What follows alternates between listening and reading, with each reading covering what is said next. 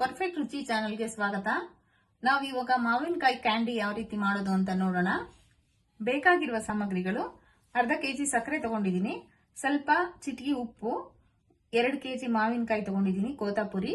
ಇವಾಗ ಮಾಡೋದು ಯಾವ ರೀತಿ ನೋಡೋಣ ಬನ್ನಿ.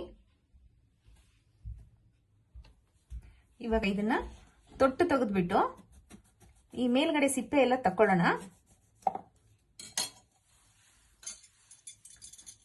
ನೋಡಿ, ಈ ರೀತಿ ಸಿಪ್ಪೆ ಎಲ್ಲ ತೆಗೆದ್ಬಿಡಿ.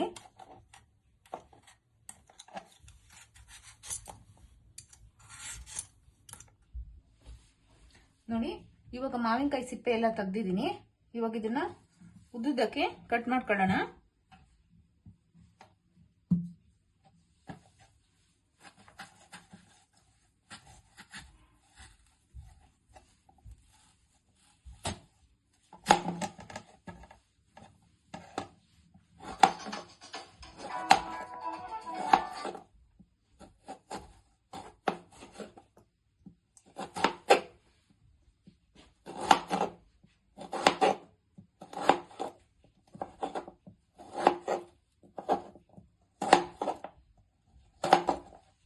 ನೋಡಿ, ಎಲ್ಲ ಮಾವಿನಕಾಯಿಗಳನ್ನ ಈ ರೀತಿ ಉದ್ದುದ್ದಕ್ಕೆ ಕಟ್ ಮಾಡ್ಕೊಳ್ಳಿ.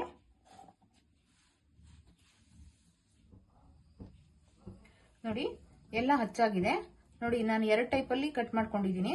ನೋಡಿ, ಈ ತರ ಮತ್ತೆ ಈ ತರ ಉದ್ದುದ್ದಕ್ಕೆ ಕಟ್ ಮಾಡ್ಕೊಂಡಿದ್ದೀನಿ. ಇವಾಗ ಸ್ಟವ್ ಮೇಲೆ ನೀರು ಕಾಯಕ್ಕೆ ಇಟ್ಟಿದ್ದೀನಿ. ಒಂದು 5 ನಿಮಿಷ ಬೇಯಿಸ್ಕೊಳ್ಳೋಣ ಇದನ್ನ. ನೋಡಿ, ನೀರು ಕಾಯ್ದಿದೆ. ಇವಾಗ ಇದಕ್ಕೆ ಹಾಕ್ಬಿಟ್ಟು ಒಂದು 5 ರಿಂದ 6 ನಿಮಿಷ ಬೇಯಿಸ್ಕೊಳ್ಳೋಣ ಇದನ್ನ.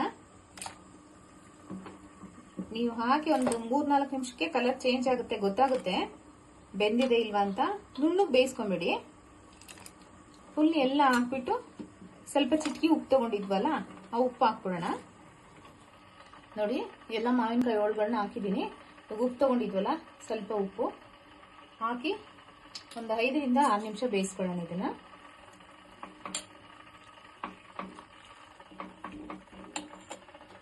ಇದು ಒಂದು 6 ತಿಂಗಳು ಇಟ್ರು ನೀವು ನೀಟಾಗಿ ಒಣಗಿಸ್ಬಿಟ್ಟು ಒಂದು 2 ದಿವಸ ಚೆನ್ನಾಗಿ ಬಿಸಿಲಲ್ಲಿ ಮಡಗ್ಬಿಟ್ರೆ ಒಂದು ಏರ್ ಟೈಟ್ ಕಂಟೈನರ್ ಬಾಕ್ಸಲ್ಲಿ ಹಾಕಿ 6 ತಿಂಗಳಾದ್ರೂ ಕೆಡಲ್ಲ. ತುಂಬಾ ಚೆನ್ನಾಗಿರುತ್ತೆ. ಒಂದ್ಸಲಿ ಟ್ರೈ ಮಾಡಿ ನೀವು.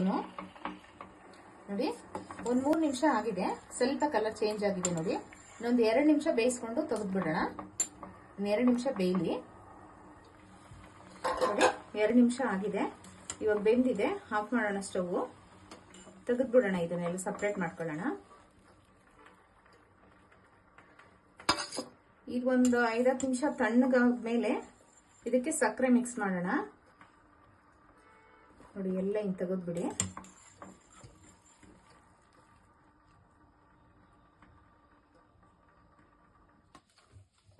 ನೋಡಿ, ಮಾವಿನ ಹಣ್ಣು ಮುಳ್ಳುಗಳೆಲ್ಲ ಹಾರ್ಕೊಂಡಿದೆ. ಇವಾಗ ಸಕ್ಕರೆ ಮಿಕ್ಸ್ ಮಾಡ್ಕೊಂಬಿಡೋಣ. ಒಂದು ಪಾತ್ರೆ ತಗೊಂಡಿದ್ದೀನಿ.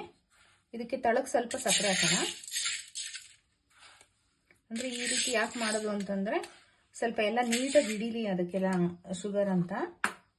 ಇವಾಗ ಇದ್ರ ಮೇಲೆ ಈ ಪೀಸ್ಗಳನ್ನೆಲ್ಲ ಹಾಕೋಣ. ನೋಡಿ, ಈ ತರ ಹಾಕ್ಬಿಡಿ ಎಲ್ಲಾನು.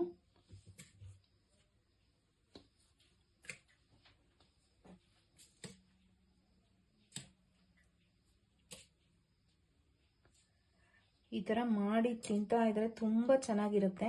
ಒಂದ್ಸಲಿ ನೀವು ಟ್ರೈ ಮಾಡಿ.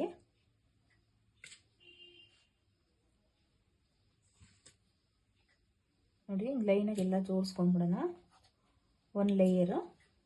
ಆಮೇಲೆ ನೆಕ್ಸ್ಟ್ ಇನ್ನೊಂದು 2 ಸ್ಪೂನ್ ಸಕ್ಕರೆ ಹಾಕೋಣ ಮೇಲೆ. ಇದೇ ರೀತಿ ಎಲ್ಲ ಮಾಡ್ಕೊಳ್ಳೋಣ.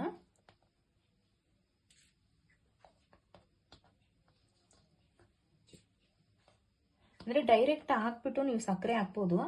ಬಟ್ ಈ ರೀತಿ ಹಾಕಿದ್ರೆ ಸಕ್ಕರೆ ಸ್ವಲ್ಪ ಕಮ್ಮಿ ಹಾಕ್ಬೋದು.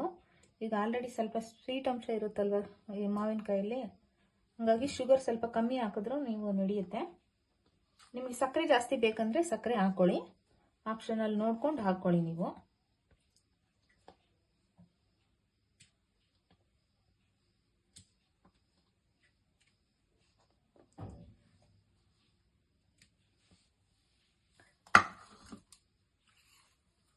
ನೋಡಿ, ಇವಾಗ ಮತ್ತೆ ಸಕ್ಕರೆ ಹಾಕೋಣ. ಎಲ್ಲ ಮಾವಿನ ಪೀಸ್ಗಳನ್ನ ಇದೇ ರೀತಿ ಹಾಕ್ಕೊಂಡು ಕಂಪ್ಲೀಟ್ ಮಾಡ್ಕೊಳ್ಳಿ. ನೋಡಿ ನೆಕ್ಸ್ಟ್ ಮತ್ತೆ ಅದರ ಮೇಲೆ ಹಿಂಗಿಡಿ, ಮತ್ತೆ ಸಕ್ಕರೆ ಹಾಕಿ ಎಷ್ಟು ಮಾವಿನ ಹಣ್ಣು ಇದೆಯೋ ಅಷ್ಟು ನೀವು ಇದೇ ಥರ ಮಾಡ್ಕೊಳ್ಳಿ. ನೋಡಿ ಎಲ್ಲ ಪೀಸ್ಗಳು ಹಾಕಾಗಿದೆ. ಎಲ್ಲ ಲೇಯರ್ ಹಾಕ್ಕೊಂಡು ಈ ಥರ ಸಕ್ಕರೆ ಹಾಕ್ಕೊಳ್ಳಿ. ಆವಾಗ ನೀಟಾಗಿ ಹಿಡಿಯುತ್ತೆ ಸಕ್ಕರೆ ಎಲ್ಲ. ಇವಾಗ ಇದನ್ನು ಓವರ್ ನೈಟು ನೆನೆಯಕ್ಕೆ ಬಿಟ್ಬಿಡೋಣ.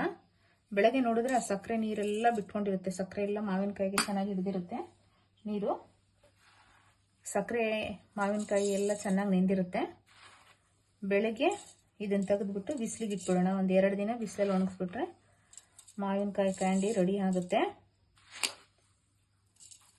ನೀವು ಸಕ್ಕರೆ ನೋಡ್ಕೊಂಡು ಹಾಕೊಳ್ಳಿ. ನಿಮಗೆ ಶುಗರ್ ಜಾಸ್ತಿ ಬೇಕಂದ್ರೆ, ಸ್ವೀಟ್ ಜಾಸ್ತಿ ಬೇಕಂದ್ರೆ ಜಾಸ್ತಿ ಹಾಕೊಳ್ಳಿ, ಕಮ್ಮಿ ಬೇಕಂದ್ರೆ ಕಮ್ಮಿ ಹಾಕೊಳ್ಳಿ. ನಾನು ಇಲ್ಲಿ ಮೀಡಿಯಮ್ ಆಗಿ ಹಾಕ್ತಾ ಇದ್ದೀನಿ. ಸಕ್ಕರೆ ಹಾಕೊಳ್ಳೋದು ಆಪ್ಷನಲ್, ನಿಮ್ಮ ಚಾಯ್ಸು. ನೋಡಿ ಇವಾಗ ಒಂದು ಲೀಡ್ ಕ್ಲೋಸ್ ಮಾಡ್ಬಿಟ್ಟು ಓವರ್ ನೈಟ್ ಬಿಟ್ಬಿಡೋಣ ನೆನೆಯೋಕ್ಕೆ.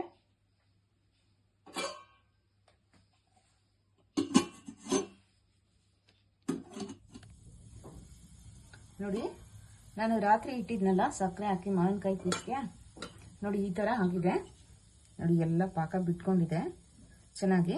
ಇವಾಗ ಇದನ್ನು ಒಂದು ದೊಡ್ಡ ತಟ್ಟೆಗೆ ಎಲ್ಲ ತೆಗೆದ್ಬಿಡೋಣ. ತೆಗೆದ್ಬಿಟ್ಟು ಒಣಗಕ್ಕೆ ಇಟ್ಬಿಡೋಣ. ನೋಡಿ ಈ ಥರ ಒಂದಕ್ಕೊಂದು ಅಂಟ್ಕೊಬಾರ್ದು. ಸ್ವಲ್ಪ ಸ್ಪೇಸ್ ಬಿಟ್ಟು ಎಲ್ಲ ಈ ಥರ ಇಡಬೇಕು. ಇಟ್ಬಿಟ್ಟು 1 ದಿನ ಅಥವಾ 2 ದಿನ, ಜಾಸ್ತಿ ಬಿಸಿಲಿದ್ರೆ ಒಂದು 2 ದಿನಕ್ಕೆ ಚೆನ್ನಾಗಿ ಡ್ರೈ ಆಗಿಬಿಡುತ್ತೆ. ಬಿಸಿಲು ನೋಡಿಕೊಂಡು ನೀವು ಒಣಗಿಸ್ಕೊಳ್ಳಿ. ಅಂದರೆ ಇದರಲ್ಲಿ ಪಾಕ ಎಲ್ಲ ಸ್ವಲ್ಪ ಈ ಥರ ಮಾಡಿಬಿಟ್ಟು ತೆಗ್ದಿಡಿ. ನೋಡಿ ಎಲ್ಲ ಪೀಸ್ಗಳನ್ನ ಈ ಥರ ಇಡಬೇಕು. ನೋಡಿ ಈ ಥರ ಒಂದು 2 ತಟ್ಟೆಗೆ ತೆಗ್ದಿಟ್ಬಿಡಿ. ಬಿಸಿಲಲ್ಲಿ ಒಂದು 2 ದಿವಸ ಚೆನ್ನಾಗಿ ಒಣಗಿದ್ರೆ ನೀಟಾಗಿ ಒಣಗಿರುತ್ತೆ. ಇವಾಗ ನಾನು ಬಿಸಿಲಲ್ಲಿ ಒಣಗಕ್ಕೆ ಇಡ್ತಾ ಇದ್ದೀನಿ.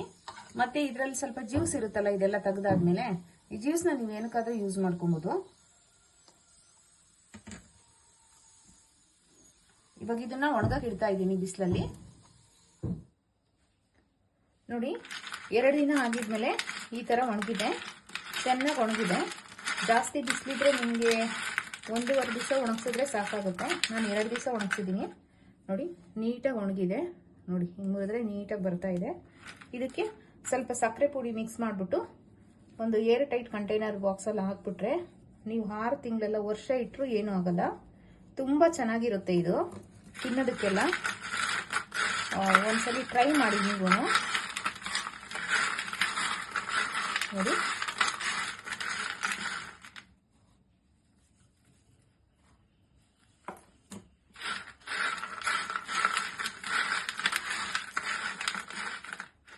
ನೋಡಿ ಹಿಂಗೆ ಮುರಿದ್ರೆ ಈ ಥರ ಬರ್ತಾ ಇದೆ. ತುಂಬ ಅಂದರೆ ತುಂಬ ಚೆನ್ನಾಗಿ ಬರುತ್ತೆ. ಒಂದ್ಸಲಿ ಟ್ರೈ ಮಾಡಿ ನೀವು. ನೋಡಿ ಸಕ್ಕರೆ ಪುಡಿ ಎಲ್ಲ ನೀಟಾಗಿ ಮಿಕ್ಸ್ ಆಗಿದೆ ಇದಕ್ಕೆ. ಇವಾಗ ನಾನು ಈ ಗಾಜಿನ ಬಾಟ್ಲಿಗೆ ಹಾಕ್ತಾ ಇದ್ದೀನಿ. ನೋಡಿ ನಿಮಗೆ ಗೊತ್ತಾಗ್ತಾ ಇರ್ಬೋದು ಹಾಕ್ತಾ ಇದ್ರೆ ಎಷ್ಟು ಚೆನ್ನಾಗಿದೆ ಅಂದರೆ. ತಿನ್ನೋದಕ್ಕೂ ಅಷ್ಟೇ ಚೆನ್ನಾಗಿರುತ್ತೆ. ನೋಡಿ ನಾನು ಬಾಟ್ಲಿಗೆ ಹಾಕಾಗಿದೆ. ಇವಾಗ ಕ್ಯಾಪ್ ಹಾಕ್ಬಿಟ್ಟು ಎಷ್ಟು ಇದನ್ನು 6 ತಿಂಗಳು, ವರ್ಷ ಬೇಕಂದ್ರೂ ಇಟ್ಕೊಬೋದು, ಏನೂ ಆಗಲ್ಲ. ತುಂಬ ಅಂದರೆ ತುಂಬ ಚೆನ್ನಾಗಿರುತ್ತೆ. ನೀವು ಜಾಸ್ತಿ ಕ್ವಾಂಟಿಟಿನಲ್ಲಿ ಬೇಕಂದ್ರೂ ಮಾಡಿಬಿಟ್ಟು ಮಾಡ್ಕೊಬೋದು. ಈ ವಿಡಿಯೋ ಇಷ್ಟ ಆಗಿದ್ರೆ ಪ್ಲೀಸ್ ಲೈಕ್ ಮಾಡಿ, ಶೇರ್ ಮಾಡಿ, ಕಮೆಂಟ್ ಮಾಡಿ, ಸಬ್ಸ್ಕ್ರೈಬ್ ಮಾಡ್ಕೊಳ್ಳಿ. Thank you.